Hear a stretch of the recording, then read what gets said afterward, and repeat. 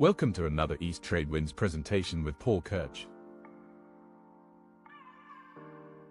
I came and spoke last year and talked about my program, Askology Method, and I'm a big proponent in asking questions, getting the other person engaged. The more you ask, the more that they trust you, the more that they're talking, the more they like you. It's just a weird dynamic that psychologically just proves to be true time and time again.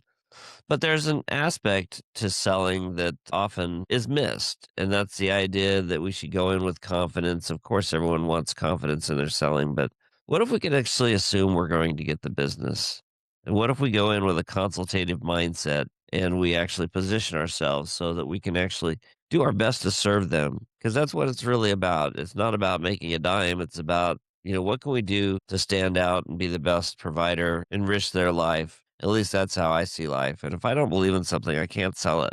So if I have something that I really think can transform them, I want to go in with a mindset of, listen, if I do my job right, I've done my research, I know their business, I know their challenges. I'm going to make an assumption that they're going to buy, and here's what I'm going to do to make their life richer. So let's talk a little bit about assumptive selling. So when we think about assumptive selling, it is a little different than consultative. Basically involves assuming the client's going to buy, and this allows you to frame conversations and guide them really towards making better decisions. So, a key principle, act as if the sale's already happening. Use confidence, create a proactive language, and it allows you to really serve them better. So why assumptive selling? Well, it really allows you to increase revenue, helps them maximize their offering by really coming in with additional services. You're prepared. You actually have in mind what they need, and you position yourself in a place where you're ready to stand out as something different because most times you come in and you're offering products and services. Well, if you come in offering solutions and solutions that are tailored to them, it puts you in a better place. It really does allow you to serve them better, being better at customer service. You're anticipating their needs and you position yourself as a trusted advisor, which I think is something we all want to do. And when it comes to client engagement, this allows us to really drive deeper relationships. We actually really truly can go in and understand their needs and fulfill their needs. But this is why we have to do a better job of asking right questions up front and put ourselves in a place where we understand what their challenges are, what their hurdles are. But once we do that, we can tailor solutions around them. So, what's the difference between consultative and assumptive selling? Well, consultative is really focusing on building trust, and you want to have credibility, you want to be a resource. Assumptive selling allows you to go a little further because you're taking a proactive stance. It allows you to assume additional services. You assume, hey, listen, they're going to need this, they're going to need this. And you go in tailoring with those offers that really position you in a stronger place. It allows you to come across as somebody who maybe, if they're dealing with stress, all buying decisions take place at an emotional level. And if you know that they're facing hurdles and challenges in their business, maybe they're struggling with growth, maybe they're struggling with a bankruptcy. They've filed Chapter 11 and they're trying to get out from underneath that, and you have solutions that can help them. Well, you actually can come in and save the day, and they really deserve the best that you have to offer. If you truly believe you can help them, then I think it positions you in a stronger place. With an assumptive mindset, you're going to start thinking about what else can I offer them? What else can I do for them? And maybe those are up charges. Maybe those are things that you include, but add on solutions allow you to really position yourself stronger. And really, in my opinion, any selling activity should be a win win scenario. You don't want to be just about what you get from them.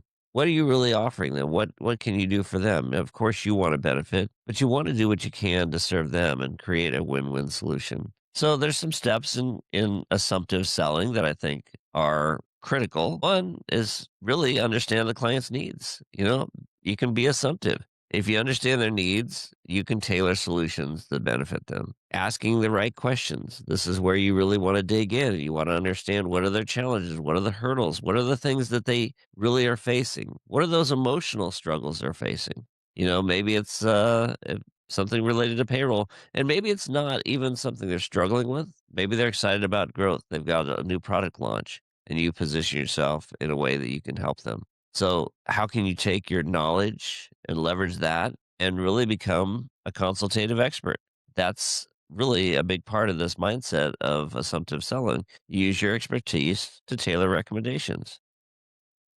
Feature and benefit selling is something that a lot of us have fallen into the trap of over the years, thinking that that's the answer. It's like, oh, we're gonna, because we get excited about our own products and services internally. We get excited about the things that make our products enriched and the things that we like about it. But that's not necessarily what people are buying. They're buying things that solve their problems. They're buying things that give them peace of mind. They're buying things that help them create stability in their company. So we need to think about what are the benefits to them, but benefits in a way that tap into those emotional needs. So how can we highlight additional services that are going to help them achieve their goals? And this is where any good salesperson is going to focus on finding a way of creating some upsells at some point. How can you reinforce other offers? But those offers have to be relevant. They have to be a fit. And the big thing in assumptive selling is you're going in from a place of confidence. You go in believing that you have the solution that can help them. And if you do, take a stance of confidence and put yourself in a position to really help them. There's order takers and there's order makers. The order taker is the person, you mentioned your coffee person, Wayne. I love coffee as well. You walk into a coffee shop, the person behind the counter takes your order. They simply fulfill the request. They're seen as something that's quite frankly replaceable. Anybody can step into that position. Now that same person is an order maker, and they come in and you say, "Well, I'd like a light black coffee." That's great, Wayne, but I notice you've been coming in and adding some vanilla cream to your coffee. We got this great new product in, and they start talking about the features and benefits of this vanilla based latte that just sounds delicious to you. It's a little bit more expensive, a little bit of an upsell, but it's going to be a greater experience. They become an order maker. They're proactively uncovering your needs. If you've ever walked into a store and somebody comes over and says, "Oh, this jacket would look so great on you," and then they start showing you things. It creates a different experience than just somebody who's there to take your order. So one of the things that I'm a big fan of is creating a dessert experience. Have you ever gone to a restaurant and you've had a big meal, and at the end of the experience, the waiter comes over and they say, "Well, would you like some dessert?" Maybe you do, but chances are you're probably full and you're not necessarily interested in dessert. But that same waiter walks over with this tray of decadent desserts. They've got the cheesecake, the double chocolate fudge cake. They've got, peach cobbler and all these things. And you see them on the plate and you start thinking about the experience of, oh my gosh, this is going to taste so great. You see it, you feel it. It's a different experience. So creating a dessert experience when you ask, would you like dessert versus you show them an experience? It's so much richer. So this is a great way of creating upsell experiences. So in our businesses, what's your dessert experience? What are you offering that really helps you stand out? You didn't necessarily need dessert, but you went from disinterested to you create desire. How can you create desire in your buyers? What are some things you can do that really help you tap into that emotional desire, that emotional need that they're facing? You create better customer satisfaction. And to me, satisfaction is really a low form of success. I want to create loyalty. You can be satisfied with Walmart, but you might drive across the street to Target because it's got a better deal. You're not loyal. I want that loyalty. What can I do to keep them coming back and seeing me as something different? I want to create that five-star experience. And you can do that with an assumptive position. You can create your own dessert experience. So think about your core product or offering, your services and solutions that you have. What is it that you have that's unique, that's special? And if you don't have something, you need to start thinking about how can you define a dessert experience? What are the add-ons? What are the things that can benefit them? What can you do to go above and beyond? So think about the needs you're solving, and then can you create assumptive statements that don't seem pushy, that seem confident, but seem like they're tailored to them and really help them stand out. So if we think about dessert, what's that look like? Well, what if you can demonstrate value before asking? Maybe you've got something that you can show them like a demo, or you can take them through a real time experience. Whatever it ends up being, you go from explaining to showing. What if you engage their senses, their emotions? You know that they're facing challenges. You know they've got hurdles because you've asked the right questions. So, what are the things you can do to show them that you've got the solutions? Instead of just talking about it, what are some visual things you can do? Interactive, protection. Perhaps you get them immersed in a conversation or an experience, and then how you simplify the decision for them. Remove the friction. Taking something that's complex and making it simple is not always the easiest process, but once you understand what their needs are and the solutions you have, you can eliminate a lot of risk and you can make them more interested in you and make you seem like you're different than any other person that's been talking to them. The other S, what's it going to look like for them if they work with you? Is there an outcome that they can expect? Help them understand what that experience is going to be. Wow, I really want that. That's the dessert I'm looking for. I want to know that if I work with you, it's going to be a richer experience. And then how can you take that to another level?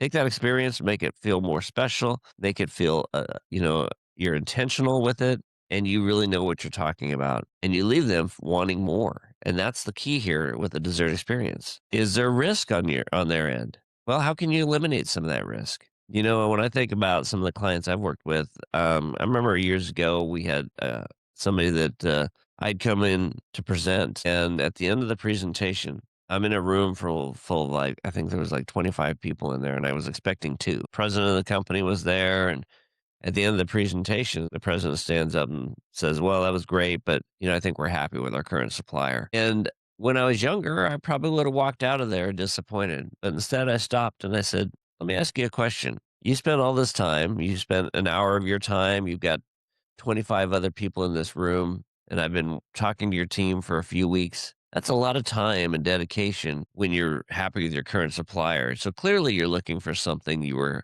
hoping to hear something today. You wanted something out of this meeting that didn't happen. What were you looking for?" And all of a sudden, he opened up and he started talking about solutions. And then I talked about how I could actually help him and save them money. And one of the things that they'd been facing with their current vendor, we had solved that solution years before. And we put a position in place that prevented us from having the same issues they were currently having. I was able to eliminate that risk. Next thing you know, I'm getting proposals, I'm getting opportunities.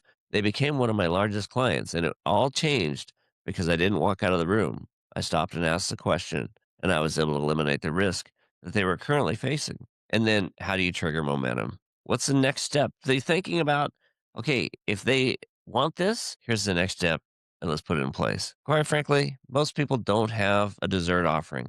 No dessert?